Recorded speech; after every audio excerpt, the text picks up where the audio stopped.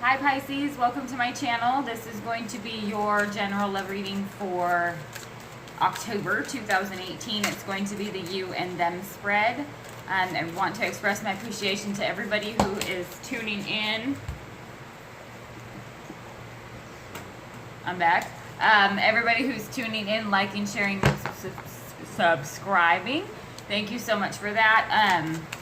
Also, if this resonates with you, please check out in the description box below. There will be the extended. I also have information regarding personal readings in there. And let's go ahead and just see what comes up here for you. It's going to be the you and them spread for October. So let's see what we got. Spirit, please show me. All right, first card out. Ace of Pentacles. This Ace of Pentacles is overlooking, it's plenty, but it's spacious. So I feel like there is a new beginning. It's a practical new beginning, but on this spacious level, yes, it could be financial that allows for maybe freedom to approach a situation from a more practical standpoint. But I feel like with this, because you'll see on the reverse card of this, the reverse side of this, it's like a city type atmosphere, or very like, it's a very like urban almost atmosphere feel, where this is the country, this is in the outside, it's in the open, and it's solitary. So what that's telling me is it's kind of like there has been this clarity or this period of solitariness or being separated. Perhaps that's brought an opportunity for a practical new beginning, or for somebody to get on their feet in their stability. I also feel like there could be a need for somebody to pull away by themselves or get away from the busyness, perhaps, to kind of ground themselves. Let's see what we get for the other person.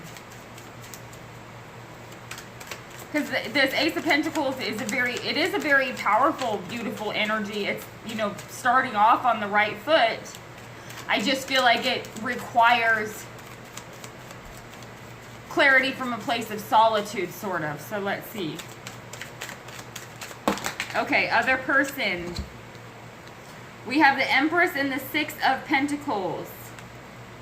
What I love about this, okay, so on the reverse side of the Six of Pentacles, this is a giant that's overlooking this little village. But on this side, you can't tell that.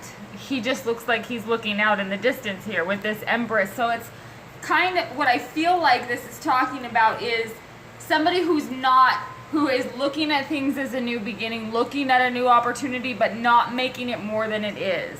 On this side, this is somebody who I feel like is kind of making something a mountain out of a molehill, like expecting too much perhaps. But on this side, it's willingness to allow it to be what it is. And that's what's bringing in this beautiful energy. Because you'll see with this bright star that's above this Empress here, this is an energy of things moving forward, this beginning process, beginning to allow for an ebb and flow here in the relationship. So with this Ace of Pentacles, this is talking about allowing for a new beginning on an even footing, or it's bringing back a balance, perhaps. So let's see what else pops up here. Okay. So underneath this Ace of Pentacles, let's see what we get here for you. What is underneath this Ace of Pentacles here? What is underneath this Ace of Pentacles here for Pisces? Okay, underneath the Ace of Pentacles, we have this side of the Death card now. I love this side of the Death card because this is after the fact. This is the rebirth process that takes place. This is knowing things from a different perspective at this point underneath this Ace of Pentacles. This is new beginning on the right foot because of this transformation that's taking place. Look how stark a difference this energy is, the bleakness of both of these. It's very like bleak. That's the only thing I can say. It's kind of a bleak energy. Even though this is still beautiful, it's also in that material side. But here we have the appreciation for the beauty of things, like the beauty of the nature and the earth behind them, this beauty that happens after the death, after the transformation. You're seeing here the freedom behind it. This is that process that's taking place that's allowed for freedom. So let's see, that's beautiful. Let's see what's underneath this Empress and the Six of Pentacles then. Let's see. Please show me what's underneath this Empress and the Six of Pentacles here. The Empress is also an energy of somebody who's not going to come to the other person.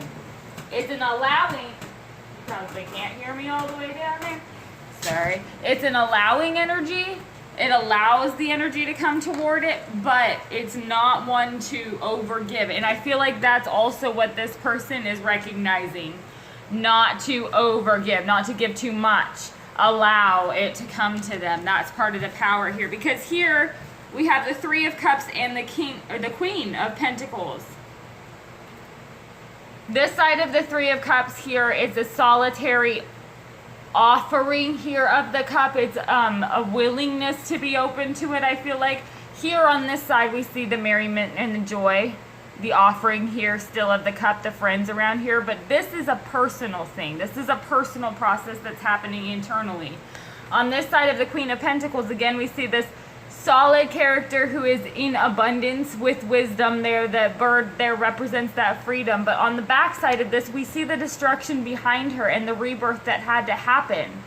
So again, it is this internal process that's taking place that's allowed for something to rebuild. I feel like on the right foot, there was destruction.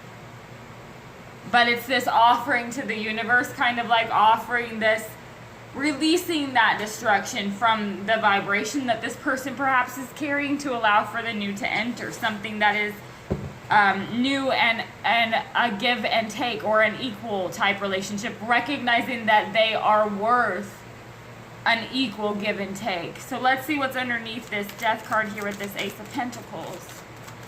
I hope that makes sense. I know I'm kind of rambling a little bit, but it's just kind of coming out, so hopefully it makes sense to you. Please show me what's underneath this Death card and the Ace of Pentacles here. What is underneath this Death card and the Ace of Pentacles? Ooh, there we go. Okay, so two pops out here. We have the Nine of Rods and the Four of Pentacles. Okay, so I actually adore this side of the Nine of Rods. Nine of Rods is near completion. This is a warrior who has spent a lot of time fighting a fight that he doubts himself on over and over again. And the Four of Pentacles is this energy.